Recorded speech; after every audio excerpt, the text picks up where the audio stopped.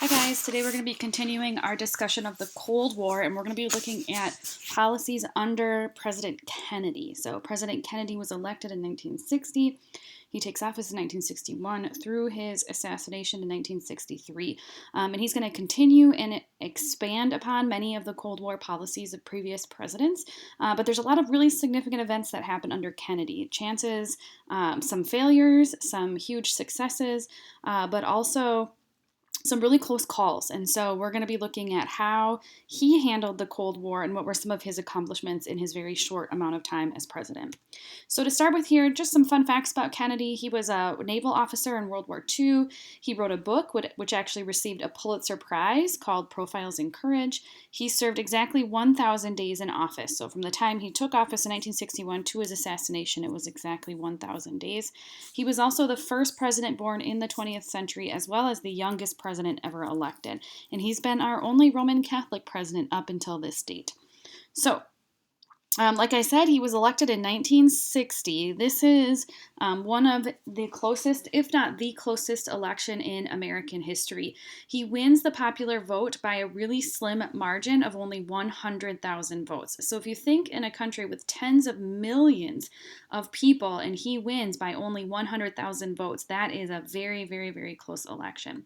He was the Democratic candidate and he was running against Richard Nixon, who was the Republican candidate. And if you look at the map, Nixon actually wins more states. Nixon's states are in pink. Nixon has a lot more states, but Kennedy wins key states where the electoral college is large. So if you look at places like New York and New Jersey and Texas, those are states that have Illinois. Those are states that have really large electoral college votes, where Nixon's winning states like North and South Dakota, Montana,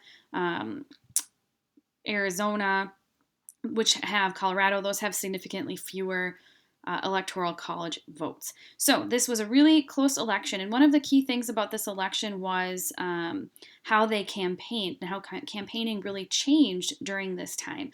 So I'm going to show you a quick video here that talks a little bit about the election and in particular about how the debate between Nixon and Kennedy was televised for the first time ever in history. And that's going to have an impact in some ways on how people viewed who was successful and who wasn't in the election. So I'm going to pull this up, and there's a question for you to answer on your paper about this video. At 43, JFK is one of the youngest men to ever run for president. His hip approach to campaigning injects a new energy to politics. I come to the Bronx as an old Bronx boy. I used to live in the Bronx. The handsome young senator has a lot to overcome. But the Kennedy campaign has a plan to sell him to the country. Now, 90% of U.S. households own a television. Good evening. The television stations of the United States are proud to provide facilities for a discussion of issues by the two major candidates for the presidency. The candidates On September 26, 1960, 70 70 million people tune in to America's first televised presidential debate. I'm not satisfied until every American enjoys his full constitutional rights. JFK is prepped for his television appearance. The day before, he met with producers and discussed camera angles. He looks tanned and glowing. I don't want the talents of any American to go to waste. He is wearing a blue suit and shirt to reduce glare and stand out against the great backdrop. Mr. Smith, Senator Kennedy, there is no Nixon question looks exhausted. but that this nation He's strayed from the cannot campaign stay. trail and is recovering from the flu. He also has a knee injury, making him appear uncomfortable and shifty. I wonder if you can explain that, sir. There is no question but that we cannot discuss our internal affairs in the United States without recognizing that they have a tremendous bearing on our international position.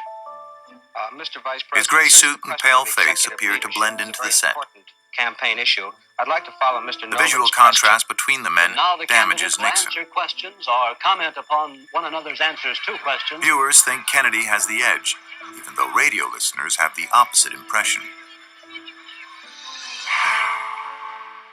During the debate, Kennedy's on-camera performance makes him look like a leader. And old doubts about his youth are forgotten. Studies will later show that this debate made up the minds of 4 million voters. 3 million vote for Kennedy.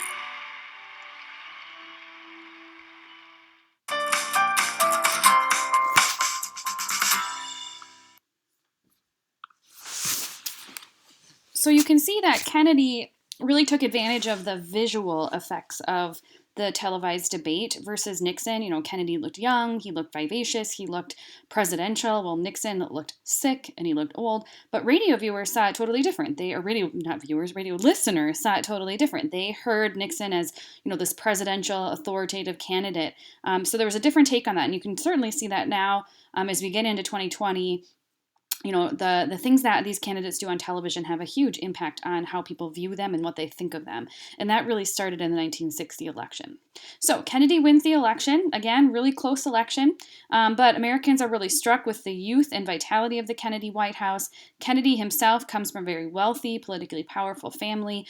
His wife, Jacqueline Kennedy, is only 31 years old when Kennedy is elected. She's very young, also very attractive, also comes from a very wealthy family. And she's going to turn the White House into a cultural center where people are going to view the White House for its arts and for the dinners they host and for hosting people from all across the globe. So she's going to be a huge cultural icon to the United States. They also have 2 very young children, John Jr. and Caroline, and JFK is going to encourage the press to take pictures of them, to write about them. So he's not protecting them by any means, and it kind of builds on his image that people see them as a young, happy family. There's a lot of reports that that's not necessarily true, but their public image certainly was of a young, happy family. So you can see there's a picture of Kennedy with Jacqueline and then the 2 children, and here are other pictures. And if you thumb through magazines from the early 1960s, you will see constant pictures like these of the family, because that was really encouraged by President Kennedy. So Kennedy is going to follow in the policies of his predecessors in the Cold War. He continues to follow Truman's practice of containment, which is the idea that we want to contain communism, stop the spread of communism from going into other places and to new countries by supporting those countries. He's also going to develop a strategy of flexible response. Throughout the 1950s, the United States is going to heavily emphasize the use of atomic weapons. We're going to build up our nuclear arsenal, as in the Soviet Union is going to do the same thing. They're going to build up their nuclear arsenal as well. And so we have a big dependence in the 1950s on nuclear weapons.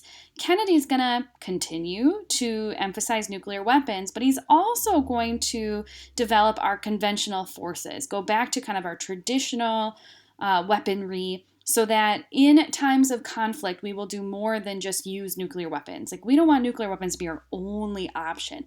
We want to have other options as well. And so flexible response is going to allow us to have the ability to respond to a conflict without simply dropping an atomic bomb or launching a ballistic missile, which is probably a smart policy here, that we want to be able to respond to things through other tactics than just nuclear ones. So one of the very, very, very first things that Kennedy has to deal with when he becomes president is Cuba. We've talked a little bit about Cuba before, but Cuba will become under the control of Fidel Castro in the late 1950s, and Castro is going to fight essentially a civil war against the government and will become the dictator of Cuba, promising to restore people's rights and freedoms, which is not at all what happened. He ends up seizing private businesses and makes an alliance with the Soviet Union and becomes a communist government. He will become a communist dictator ruling over a communist country. Now, you can see that that is going to be concerning to the United States. Our policy is containment, trying to stop the spread of communism, and now here we have a communist dictatorship only 90 miles off the coast of Florida. So this is going to be very upsetting to a lot of people in the United States and upsetting to the United States government, because we've got this communist regime so close to the United States, who are now in an alliance with the Soviet Union. So Kennedy finds out when he becomes president in 1961, when he takes office, that the CIA is training a group of Cuban exiles to invade Cuba and topple Castro. So what that means is during the Eisenhower presidency in the 1950s, they gather a bunch of Cubans who are from Cuba and they start training them. And they're going to say, okay, we'll train you, we'll provide you with weapons, and then we'll drop you off in Cuba so you can launch a revolution against Fidel Castro. So it's not sending U.S. forces into Cuba, it is simply training former Cuban citizens to allow them to invade Cuba.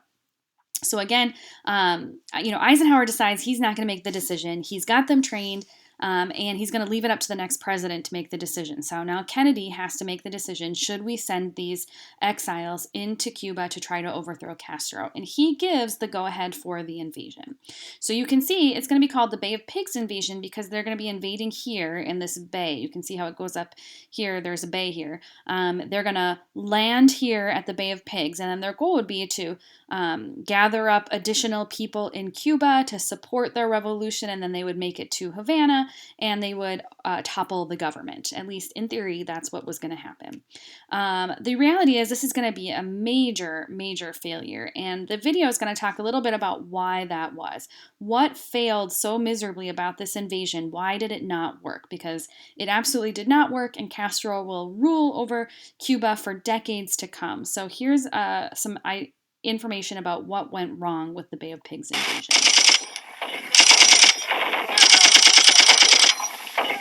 At a secret base in the Guatemalan jungle, American CIA agents had been training Cuban exiles to invade Cuba.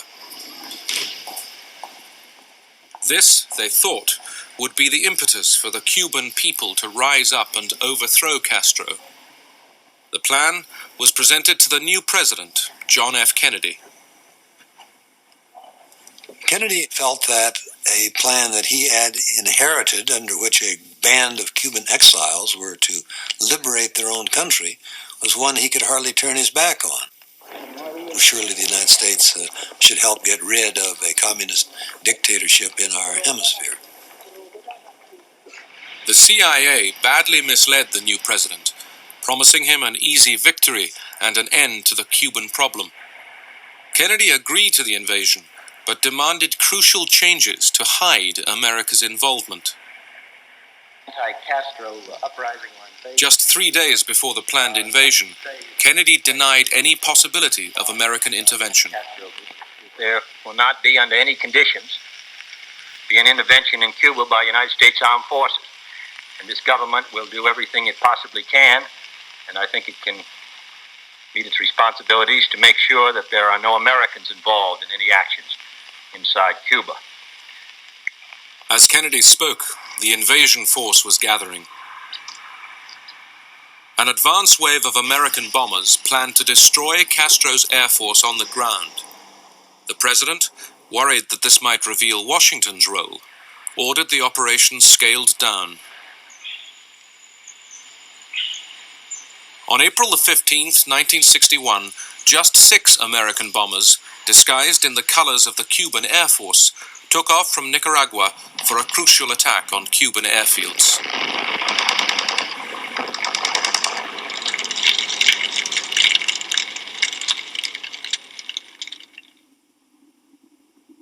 But with so few bombers, only 3 Cuban planes were destroyed. 7 civilians were killed.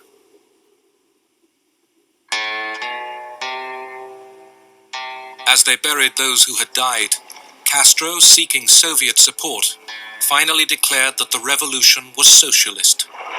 Porque lo que no pueden perdonarnos los imperialistas es que estemos aquí y que hayamos hecho una revolución socialista en las propias narices de los Estados Unidos. Continuamos preparando. Resistir nada. We prepared ourselves to resist an invasion against all the forces we knew the Americans had at their disposal. Estados Unidos. The following day, just 1,500 exiles, equipped with American arms and ammunition, arrived at the Bay of Pigs, 125 miles to the south of Havana. Éramos los hombres más felices del mundo. We were the happiest men in the world because we had the opportunity to return to Cuba, our homeland, to fight to rescue freedom and democracy so that our country could be for all Cubans. American planes were to protect the invasion force as they hit the beach. But Kennedy, now faced with international condemnation for the initial bombing, cancelled the air support.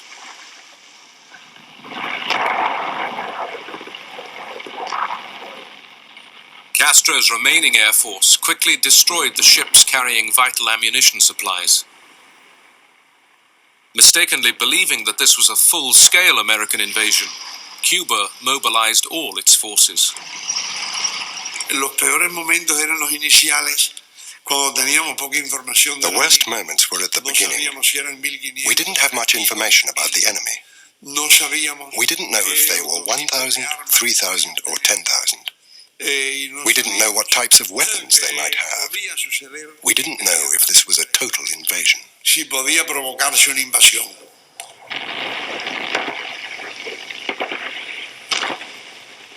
Without American air support or resupply, the invasion force was outnumbered and outgunned.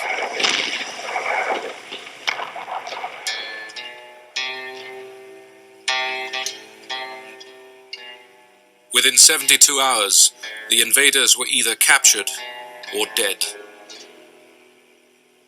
Yo no me di cuenta de que esta misión ya estaba resultando imposible. I did not realize that the mission was impossible until the last day, almost at the end. Porque teníamos un exceso de We trusted in our allies.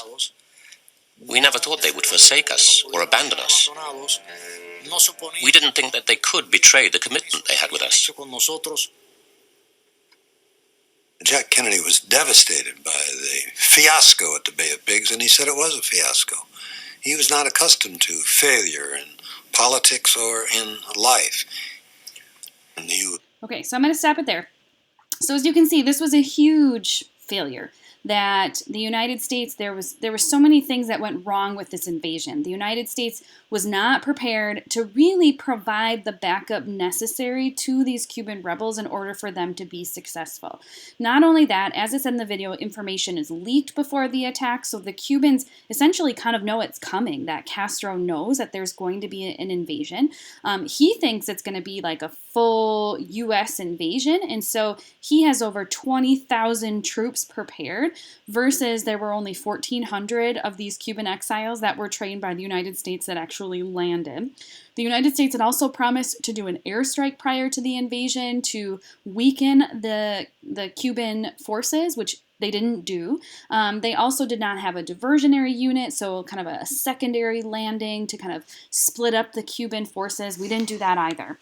And so it just doesn't work. It is really an unsuccessful attempt by the United States, and it also reveals this huge problem for the United States, which is kind of like, we're out to get the Cubans. It makes it look like we are trying to overthrow their government and get rid of their leader, and we're trying to interfere in the business of another country. And so the invaders were captured, ransomed back to the United States, but it really strengthens the ties between Fidel Castro and the Soviet Union, that communist pact between those two countries, and it's a big embarrassment for the United States. So these are some of those counter-revolutionaries that are captured, and many of them survive, and they're sent back to the United States after the United States pays a large sum of money to get them back. So the next major crisis that happens with Cuba is something called the Cuban Missile Crisis. Now, I'm going to just give you a quick overview of this, but we'll go into more detail on this in a couple of lessons from now. But there are many people in the United States that feels like the U.S. needs to take a much harder line with the Soviet Union, that the Soviet Union is successful at expanding and spreading communism to other countries. The Soviets are also worried that the United States might invade Cuba again. And the United States has also placed nuclear missiles in Turkey, which means those nuclear missiles are within striking range of the United States. So many people in the Soviet Union are concerned about our nuclear capabilities against the Soviet Union. And at the same time, in the United States, many people are worried that Kennedy is being too soft on communism, that he's not doing enough to stand up against communist forces across the world. So the next crisis that Kennedy deals with is the detection of Soviet nuclear missiles in Cuba. So if you look at that map, they're called surface-to-air missiles, and if they were successful, or if they launched an attack from Cuba, that middle circle, that second circle around Cuba, that's how far medium ballistic missiles would reach, which puts a sizable chunk of the United States at risk if these missiles are in Cuba. Now, the Soviet Union claims that they are defensive missiles. They claim they do not have offensive missiles, but we do several spy plane flyovers of Cuba to show that the Soviets are lying and that they are placing offensive missiles in Cuba. Now, you can imagine this is really concerning. We don't want Cuba to have nuclear missiles, and so we are going to get into negotiations with the Soviet Union to try to get them to remove those missiles. And there are a wide range of options that Kennedy is going to look at how to get rid of those missiles. And it is the closest the United States has ever come to nuclear war. The threat of nuclear war is very, very real with the Cuban Missile Crisis. So we'll go into more detail about what those options were, how it ultimately gets resolved in a lesson a few days from now. So those are some of the major issues that Kennedy is dealing with. You're also going to look into the building of the Berlin Wall, which happens in Germany. So after the Berlin airlift, tensions between East and West Germany are still going to continue, especially in Berlin.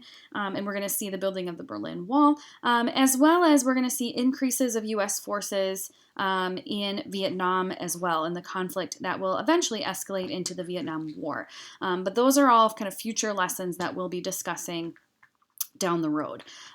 What Kennedy is probably next best known for, unfortunately, is his assassination. So on November 22nd, 1963, President Kennedy is assassinated in Dallas, Texas, and within hours, Vice President Lyndon Johnson is sworn in as the new president. And we'll be going into lots of detail about the Johnson presidency in the future. This is a huge shock to the nation and to the world. And eventually, within hours, police arrest a man named Lee Harvey Oswald, and he is arrested and put in jail. As Lee Harvey Oswald is being transferred to the county jail, he is shot to death by a man named Jack Ruby. So Lee Harvey Oswald never goes to trial, and he is never convicted for the assassination because he himself is assassinated by Jack Ruby before any of that can happen. I mean, this is all kind of happening in a whirlwind within the first day of Kennedy's assassination. So here's a little bit more information about the Kennedy assassination, some kind of eyewitness reports of what happened that day. Minutes before he arrived at the Trade Mart. I was on Simmons Freeway earlier, and even the freeway was jam-packed with spectators waiting their chance to see the president as he made his way towards the Trade Mart. It appears as though something has happened in the motorcade route. Something, I repeat, has happened in the motorcade route. I was on my way home, and I heard it on the car radio. The presidential car coming up now. We know it's the presidential car. You can see Mrs. Kennedy's pink suit. There's a Secret Service man, spread eagle, over the top of the car. I said, that's ridiculous. I said, this is somebody playing games, like an Orson Welles announcement of something. Reports say the president was hit in the head. That's an And they're going to say, we're only fooling. The president of the United States is dead. And you say, oh, no, that can't be. You just can't believe it. President Kennedy has been assassinated. It's official now. The president is dead. So I drove into my driveway, and there's my wife and my youngest daughter, holding my youngest daughter, and they're both crying like babies. Women here in shock, some have fainted. Grown men, Secret Service men standing by the emergency room, tears streaming down their face. Immediately, I knew this was going to be the biggest story we've ever worked on. So I told my wife to pack me a bag, plenty of underwear and my toilet gear, and I was going to be staying for a while at the Globe. I was the night editor at the time. That, in effect, ran the paper when the bosses left. People came in on their own. They were flooding in. So it was a huge staff we had. They canceled all the ads. It was pretty much a clear, open paper for us. One of the things that struck me is that you could see people who are, it's a cliche, hard-bitten newsman, but it's true. They could deal with so many tragedies in your lifetime, and tragedy makes news. To see people doing their job with tears in their eyes, that was a unique expression of, how everybody felt. This is a sad time for all people.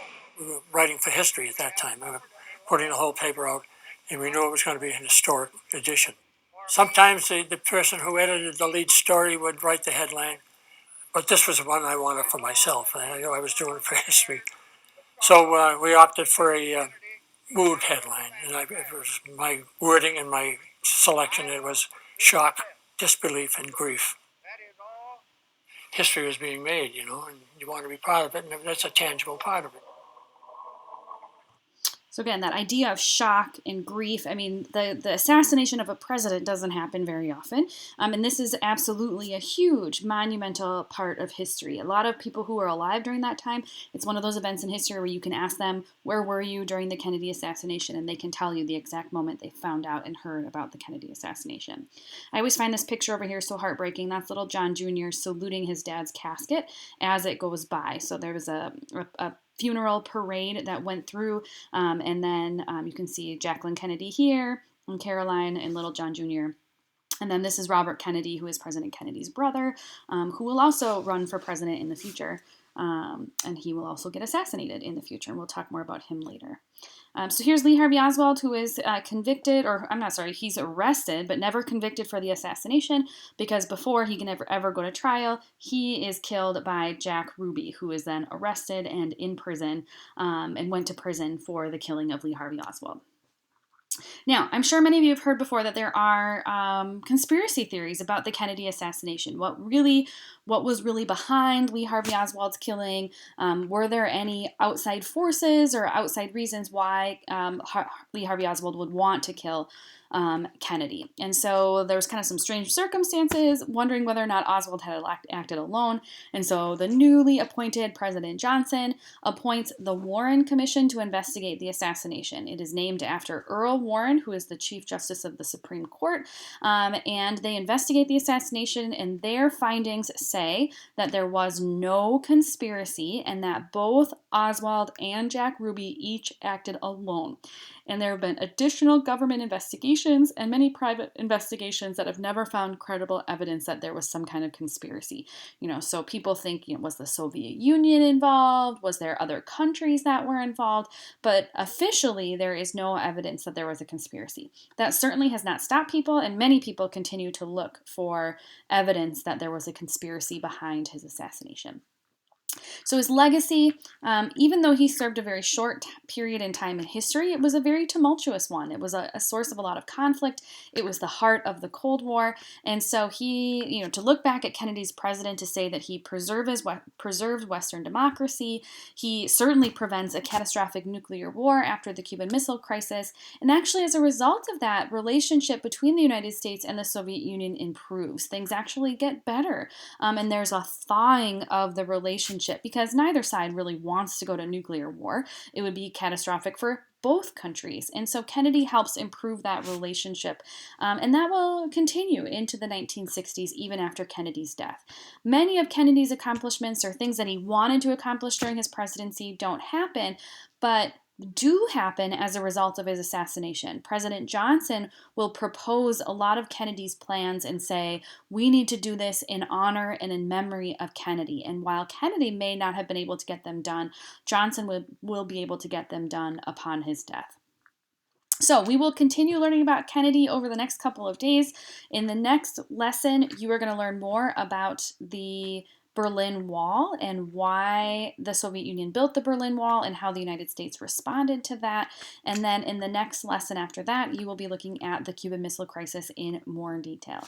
As always, let me know if you have questions, and I will talk to you guys soon.